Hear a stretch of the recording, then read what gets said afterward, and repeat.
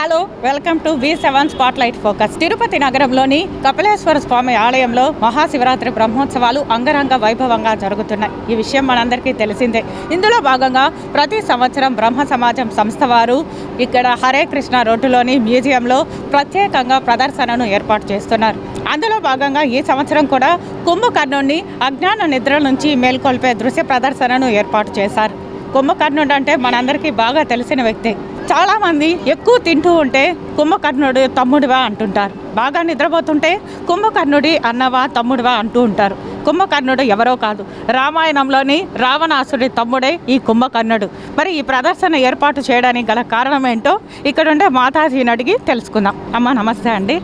ఇక్కడ కుంభకర్ణుడిని అజ్ఞాన నిద్రలోంచి మేల్కొల్పేది ఏర్పాటు చేశారు. మరి దీనికి గల కారణం ఏంటో వివరిస్తారా? ఇక్కడ మనము ప్రజాపిత బ్రహ్మకుమారి ఈశ్వరీయ విశ్వవిద్యాలయం తరఫు నుండి ఈరోజు మీరందరూ కూడా కుంభకర్ణాన్ని చూస్తున్నారు. కుంభకర్ణ అంటే మనకు అర్థం ఏమవుతుందంటే నిద్ర చేసేవారు అంటాం. అంటే 6 నెలలు మేల్కొని ఉంటారు, 6 నెలలు మళ్ళీ జాగ్రత్త స్థితిలో ఉంటారనేసి మనము వింటూ వచ్చాం. కానీ వాస్తవంలో ఈరోజు ప్రతి మానవుడు కూడా అజ్ఞానం అనే అంధకారంలో ఉన్నారు. అంటే అర్థం ఏంటి అంటే తన జీవితంలో సత్యమైన మార్గం ఏది, మరియు నేను ఎక్కడి వచ్చాను, ఎక్కడికి వెళ్ళాలి, నా జీవితము అంటే సత్యమైన ఒక మార్గాన్ని తెలియకుండా ప్రతిరోజు మనము ఈ ఒక యాత్రలో ఉంటూ ఉన్నాం. అయితే వాస్తవంలో ఇక్కడ కుంభకర్ణుడు అంటే అజ్ఞానం అనేటటువంటి నిద్ర, స్థూలంగా నిద్ర చేసేది కాదు ఇక్కడ.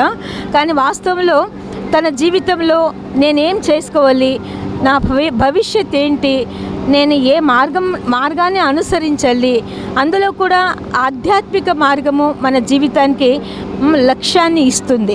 భలే లౌకికంలో అనేక విధమైన మార్గాలు ఉన్నాయి, కానీ వాస్తవంలో ఆ మార్గాన్ని అనుసరిస్తూ కూడా ఈశ్వరీయ మార్గాన్ని ఎప్పుడైతే అనుసరిస్తామో అప్పుడు మనలో ఉండేటటువంటి లోభము, కామము, ద్వేషము, ఈర్ష్య, ద్వేషాలు ఇవన్నీ కూడా అజ్ఞానం అనేటటువంటి అంధకారంలో కుంభకర్ణానికి అది పోలిక అవుతుందన్నమాట. అంచుతన ఇలాంటి అజ్ఞానం అనేటటువంటి టెన్షన్ ప్రతి వాళ్ళలో కూడా ఈరోజు ఏదో ఒక విధమైన టెన్షన్ ఉంది.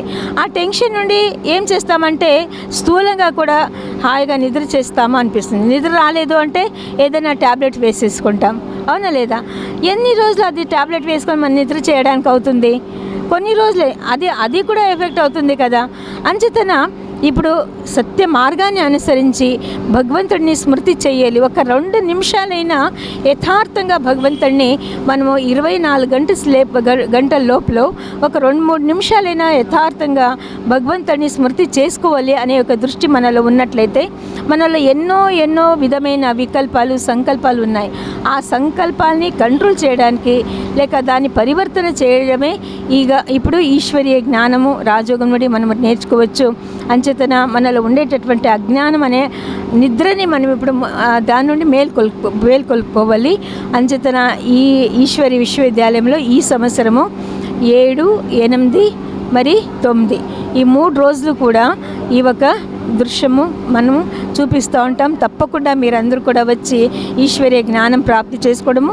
మళ్ళీ ఇందులో విశేషంగా రాజయోగం, ఈ రాజయోగం ద్వారా ఏమవుతుందంటే మనసు ప్రశాంతంగా ఉంటుంది, మళ్ళీ ఆరోగ్యము కూడా ఉంటుంది, మానసికంగా, శారీరకంగా. తప్పకుండా మీరందరూ కూడా రావాలి, ఇవన్నీ విషయాలు తెలుసుకోండి. మీ జీవితంలో ఒక ప్రకాశమైన జీవితాన్ని బ్రతికడానికి ఇష్టపడండి. ధన్యవాదాలమ్మా.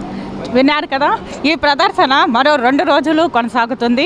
అంటే రేపు, ఎల్లుండి 8, 9వ తేదీ ఉంటుంది. తిరుపతి నగర సందర్శనార్థం దీనికి ఎలాంటి రుసుము లేదు, ఫ్రీగానే ఉంటుంది. సో అందరూ ఇక్కడికి విచ్చేసి దీన్ని సందర్శించాలని మనస్ఫూర్తిగా కోరుకుంటూ చూస్తూనే ఉండండి V7. కెమెరామెన్ భాస్కర్తో రిపోర్టర్ సురేఖ సైనింగ్ ఆఫ్.